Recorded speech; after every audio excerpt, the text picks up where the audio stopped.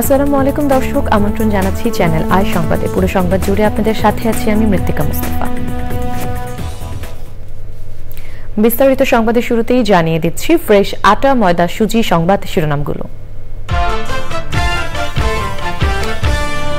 মহান স্বাধীনতা দিবসে জাতীয় স্মৃতিসৌধে রাষ্ট্রপতি ও প্রধান উপদেষ্টার শ্রদ্ধা নিবেদন। বীর শহীদদের আত্মত্যাগের কথা শ্রদ্ধা ভরে স্মরণ।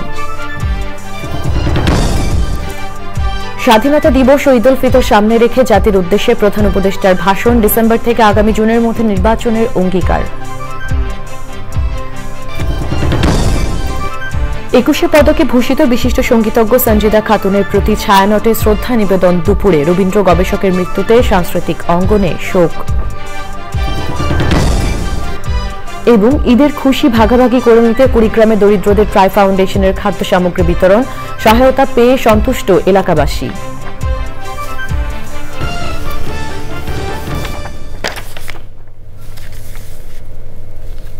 দর্শক, সংবাদ শিরোনামগুলো জানাচ্ছিলাম। এখনকার সংবাদ আয়োজন একই সঙ্গে চ্যানেল আর ইউটিউব চ্যানেলে এবং চ্যানেল আর ওটিটি প্ল্যাটফর্ম আই স্ক্রিনে লাইভ স্ট্রিম হচ্ছে।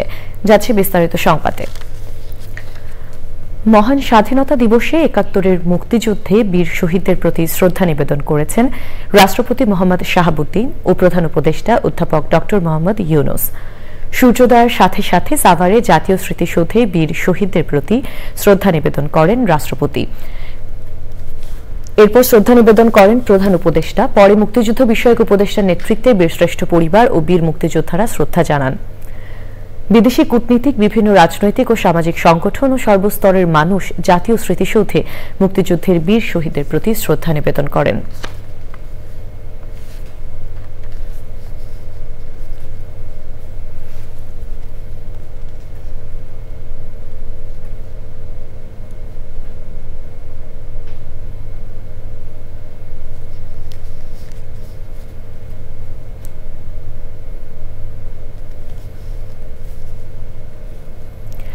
মহান স্বাধীনতা দিবসে মুক্তিযুদ্ধে বীর শহীদদের প্রতি শ্রদ্ধা জানাচ্ছেন সর্বস্তরের মানুষ। এ নিয়ে জানতে যাচ্ছি ইফতেখার উদ্দিনের কাছে। তিনি জাতীয় স্মৃতিসৌধে আছেন। ইফতি, সাধারণ মানুষের শ্রদ্ধা নিবেদন নিয়ে আমাদেরকে জানাবেন।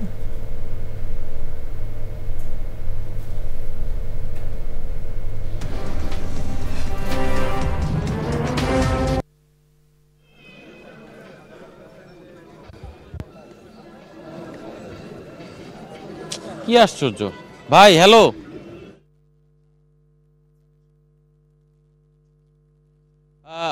আমি এখন আছি সাভারের স্মৃতিসৌধে। সকাল থেকেই সকাল ৫টা ৩০ রাষ্ট্রপতি শাহাবুদ্দিন এখানে পুষ্পস্তবক অর্পণ করেন। এরপর পুষ্পস্তবক অর্পণ করেন প্রধান উপদেষ্টা।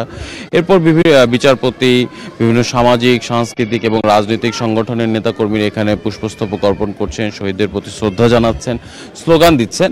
আজকে আমি অন্যান্য বারের তুলনায় এবার সাভারের জাতীয় স্মৃতিসৌধে লোকসমাগম কিছুটা কম দেখছি। তুলনামূলকভাবে অন্যান্য বারের তুলনায় কিছুটা কম। এখানে আপনারা দেখতে পাচ্ছেন যে আমাদের পেছনে দাঁড়িয়ে আছে স্বোপার্জিত স্বাধীনতার অন্যতম স্তম্ভ স্মৃতিসৌধ। এখানে ৬০টি যেই স্তম্ভ রয়েছে, এই ৬০টি স্তম্ভ মূলত আমাদের স্বাধীনতা আন্দোলনের যে বা স্বাধীনতা প্রাপ্তির যে ৬০টি পর্যায়কে নির্দেশ করে। এছাড়াও রয়েছে 10টি গণকবর, অজস্র নাম না জানা শহীদ যাদের রক্ত এবং ত্যাগের বিনিময়ে আমাদের এই স্বাধীনতা অর্জিত হয়েছে।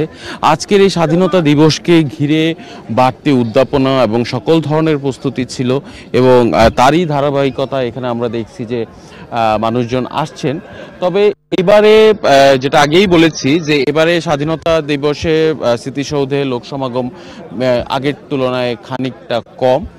ধারণা করা হচ্ছে যে অনেকে হয়তো ঈদের ছুটিতে বাড়িতে গেছেন কিংবা রমজান মাস হয় সেই অন্যবারের মতো যে ভিড় থাকে সেই ভিড়টি আসলে স্মৃতিসৌধে নেই। এছাড়া আমাকে যদি বলতে হয় যে স্মৃতিসৌধের সার্বিক পরিস্থিতি, এর কারণে আমরা দেখতে পেয়েছি যে সকালবেলা সাভারের রোডে এবং নবীনগর যে চৌমুহনী সেখানে খানিকটা জ্যামের মতো পরিস্থিতি ছিল। তবে এখন আস্তে আস্তে সেই পরিস্থিতি একটু স্বাভাবিক হয়েছে। আগামী এই স্বাধীনতার যে ৫৫তম বছরের পদার্পণ হলো, সেই পদার্পণকে কেন্দ্র করে আগামীতে জাতি যাতে একটি সুন্দর, স্বনির্ভর এবং নিজের স্বাধীনতা, নিজের ব্যক্তির স্বাধীনতা, রাজনৈতিক স্বাধীনতা অর্জন করে একটি সুন্দর আগামীর পথে এগিয়ে যেতে পারে, এমনটাই প্রত্যাশা করছেন বিভিন্ন সংগঠন এবং আশা সাধারণ মানুষজন। ধন্যবাদ ইফতি আপনাকে। মুক্তিযুদ্ধের স্মৃতি বিজড়িত স্থানগুলো নতুন প্রজন্মের কাছে তুলে ধরতে মহান স্বাধীনতা দিবসে আয়োজন করা হয়েছে 15 কিলোমিটার পথ হাঁটা কর্মসূচি। সকালে কেন্দ্রীয় শহীদ মিনারে শোক থেকে শক্তি অদম্য পদযাত্রা এই কর্মসূচি উদ্বোধন করে মুক্তিযুদ্ধ জাদুঘর ও পর্বতারোহী সংগঠন অভিযাত্রী। কেন্দ্রীয় শহীদ মিনার থেকে শুরু করে জাতীয় স্মৃতিসৌধ পর্যন্ত এই কর্মসূচি পালন করা হবে। পদযাত্রায় অংশ নিতে ভোর 6টায় কেন্দ্রীয় শহীদ মিনারে নিবন্ধিত শিক্ষার্থীদের একাংশ সমবেত হয়। পদযাত্রাটি রাজধানীর বিভিন্ন স্থান প্রদক্ষিণ করে সাভার জাতীয় স্মৃতিসৌধে গিয়ে শেষ হবে।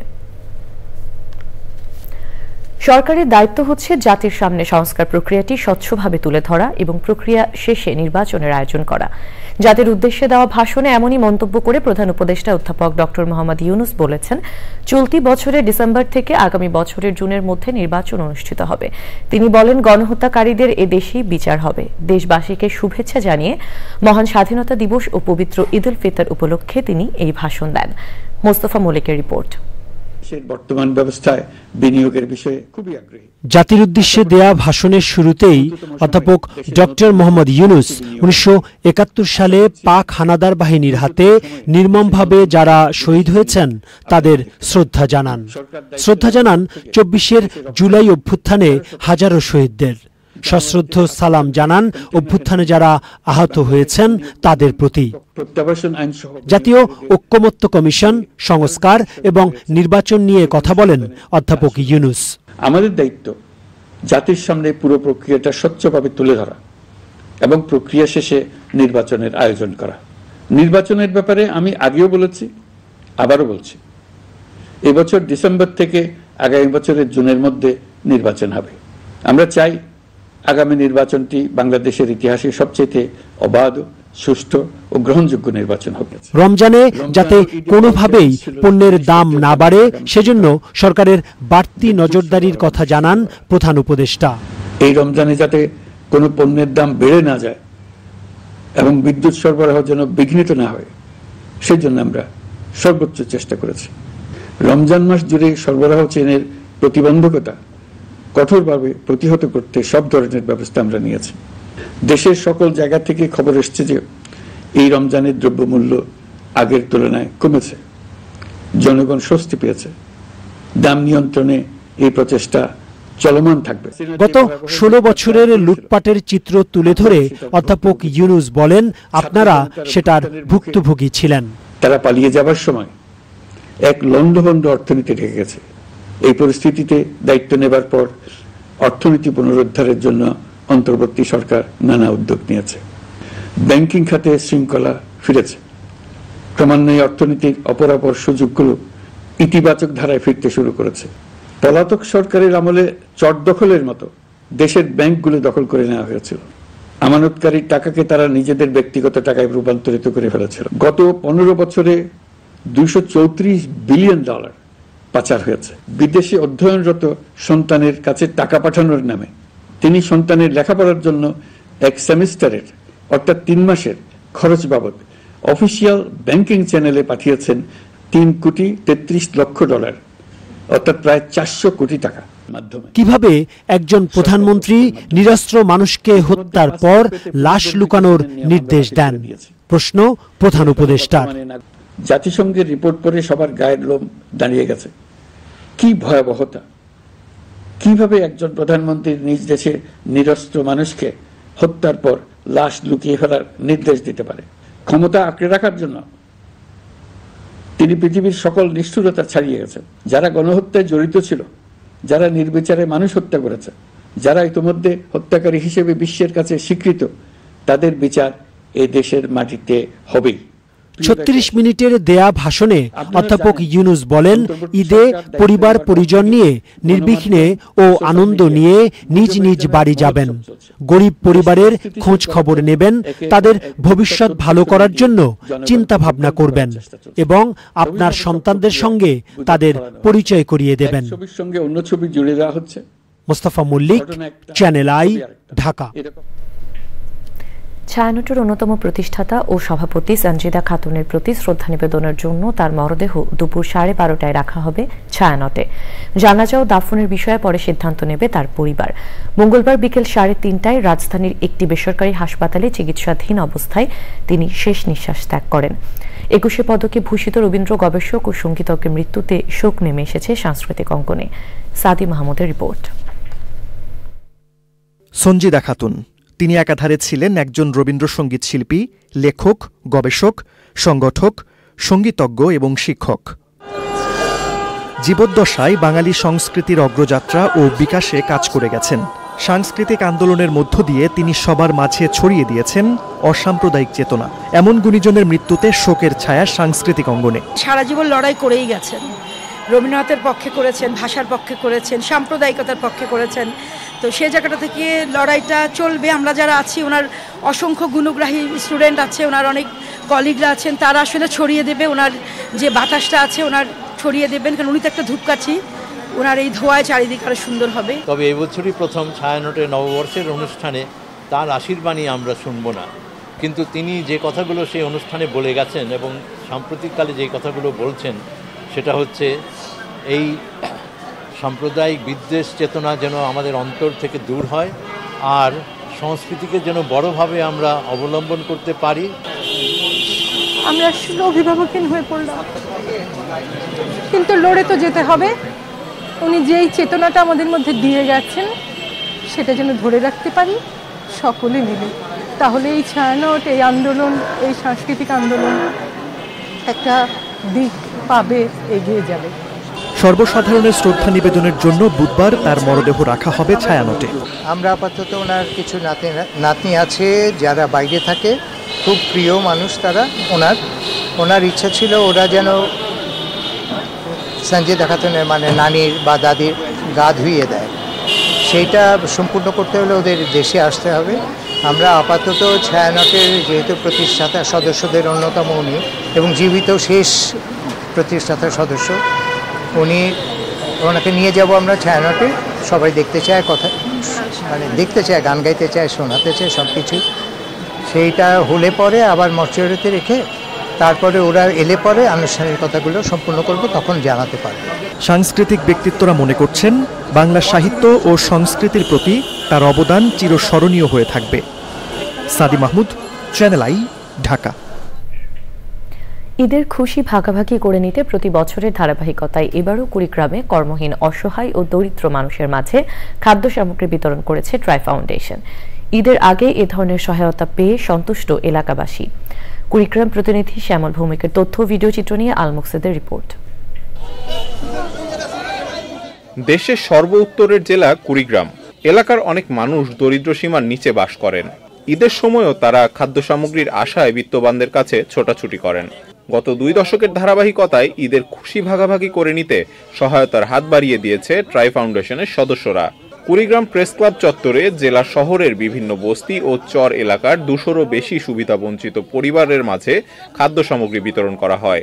এসব খাদ্য সামগ্রীর মধ্যে ছিল চাল, ডাল, আলু সহ নানা ধরনের ঈদ সামগ্রী। এসব খাদ্য সামগ্রী পেয়ে খুশি তারা। আমাদের গরিব বেচারার জন্য রমজান মাসে দান করছে, আরো ভালো থাকুক, ভালো খাই। ট্রাই ফাউন্ডেশনের এমন উদ্যোগকে সাধুবাদ জানিয়েছে স্থানীয় সুধীজনরা। ঈদে সাধারণ মানুষের ঈদ আনন্দ ভাগাভাগি করার জন্য যে উদ্যোগটি গ্রহণ করেছে, এটা অত্যন্ত সাধুবাদ জানাই। ট্রাই ফাউন্ডেশন আজকে ঈদের খুশি ভাগাভাগি করছে, এটি আসলে সত্যি তাদের প্রশংসাযোগ্য কাজ। ট্রাই ফাউন্ডেশন কয়েক মাস আগেও যেহেতু দিয়েছিল আমাদের দুস্থ মানুষের জন্য, এখনও দিচ্ছে এবং এই ধারা যেন সর্বত্র চলমান থাকে। দুস্থ মানুষের জন্য যে সহায়তা করছে, এটা কুড়িগ্রাম প্রেস ক্লাবের পক্ষ থেকে আমরা ধন্যবাদ জানাচ্ছি। ট্রাই ফাউন্ডেশনকে ধন্যবাদ জানাই যে গ্রীষ্ম, বর্ষা সব সময় আসলে তাদের আমরা দেখেছি যে মানুষের পাশে দাঁড়ানো। ট্রাই ফাউন্ডেশন দীর্ঘদিন ধরে শীত, বন্যা সহ বিভিন্ন প্রাকৃতিক দুর্যোগ ও ঈদের সময় সুবিধা বঞ্চিত মানুষের পাশে রয়েছে। আমরা আশা করি শুধু ট্রাই ফাউন্ডেশন না, বাংলাদেশের বিভিন্ন সংস্থা এবং যারা ধনবান ব্যক্তি, তারা এই দুস্থ মানুষগুলোর পাশে বিভিন্ন পার্বণে এগিয়ে আসে এবং ট্রাই ফাউন্ডেশনও তাদের যে সহায়তার হাত সেটা যেন অব্যাহত রাখে। সরকারের পাশাপাশি ট্রাই ফাউন্ডেশনের মতো অন্যান্য স্বেচ্ছাসেবী সংগঠন ও সামর্থ্যবান ব্যক্তিবর্গ এগিয়ে আসলে দরিদ্র ও কর্মহীন মানুষের কষ্ট অনেকাংশে লাঘব হবে, সকলেই ঈদের খুশি ভাগাভাগি করে নিতে পারবে। আল মুকসিদ, চ্যানেল আই। এবং প্রথমেই নিটোল টাটা কৃষি সংবাদ।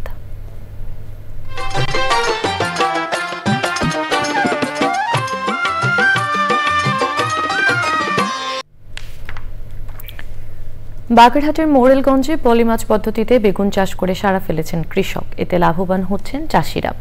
কৃষি বিভাগ বলছে এই পদ্ধতিতে ফলন বেশি হয়, লাভও বেশি।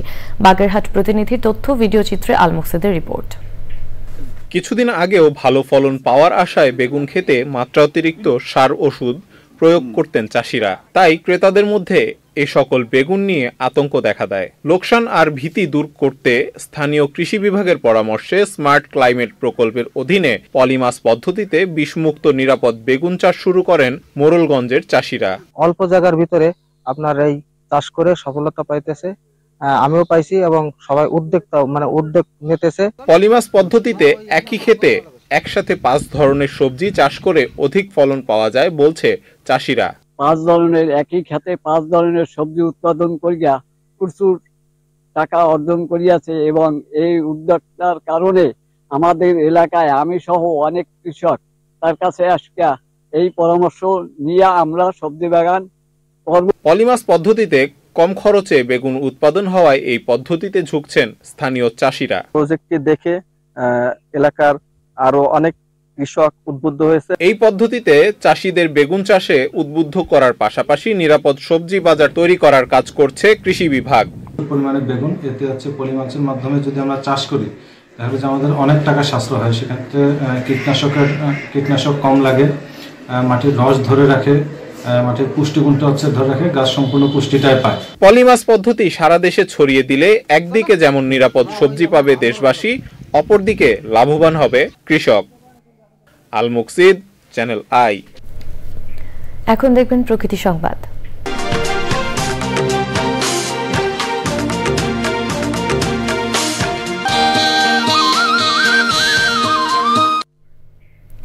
মুসলিম স্থাপত্যের অনন্য নিদর্শন চাঁদপুরের ঐতিহ্যবাহী হাজীগঞ্জ বড় মসজিদ। মসজিদটিতে স্থাপত্য শিল্পের যে নির্মাণশৈলী দেওয়া হয়েছে তা যেন স্থাপত্য শিল্পীরই বিশুদ্ধ ব্যাকরণ। দৃষ্টিনন্দন মসজিদটি দেখতে পাশের বিভিন্ন প্রান্ত থেকে ছুটে আসেন হাজারো ধর্মপ্রাণ মুসল্লি ও পর্যটকরা। মোর্শেদ আলমের তথ্য ও ভিডিওচিত্রে আফরোজা হাসির রিপোর্ট। জেলা শহরের 20 কিলোমিটার পূর্বে চাঁদপুর কুমিল্লা মহাসড়কের পাশে কালের সাক্ষী হয়ে দাঁড়িয়ে আছে শত বছরের পুরনো ঐতিহ্যবাহী হাজীগঞ্জ বড় মসজিদ। বাংলা 1325 থেকে 1330 বঙ্গাব্দের মধ্যে হাজী আহমদ আলী পাটোয়ারি 28,405 বর্গফুট আয়তনের মসজিদটি নির্মাণ করেন। কাচের মাধ্যমে আকর্ষণীয় ও নিখুঁত নকশায় তৈরি করা হয়েছে মসজিদের মেহরাব। মেঝেতে ব্যবহার করা হয়েছে মর্মর পাথর। মাঝের অংশ আকর্ষণীয় পিলার ও ঝিনুকের মোজাইক দিয়ে নির্মিত। নিয়তে মানতে এই মসজিদে এসে নামাজ পড়ে আল্লাহর কাছে কান্নাকাটি করে দূর দূরান্তের মানুষ উপকার পায় এবং মানুষে মনে করে যে আমাদের মনের আশা পূরণ হয়। ভারত থেকেও বহুত মুসলমান এই বাংলাদেশে আসে এবং তারা এখানে নিয়মিত নামাজ আদায় করে। মসজিদের দোতলা 3তলা ছাদে এগুলি সব ভরপুর হয়ে যায়, লক্ষ লক্ষ মানুষের সমাগম এখানে।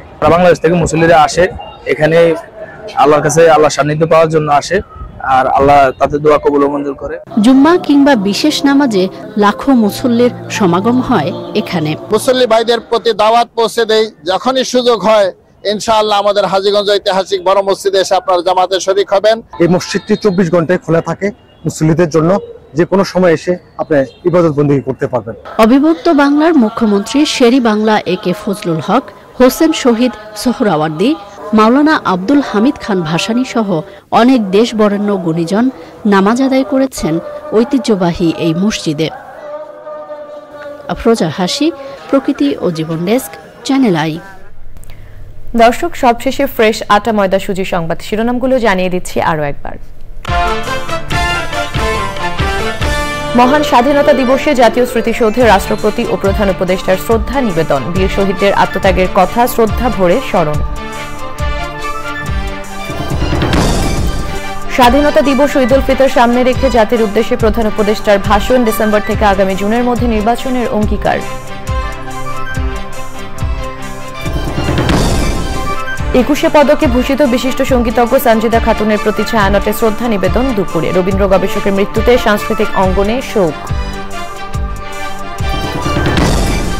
এবং ঈদের খুশি ভাগাভাগি করে নিতে কুড়িগ্রামে দরিদ্রদের ট্রাই ফাউন্ডেশনের খাদ্য সামগ্রী বিতরণ। সহায়তা পেতে সন্তুষ্ট এলাকাবাসী।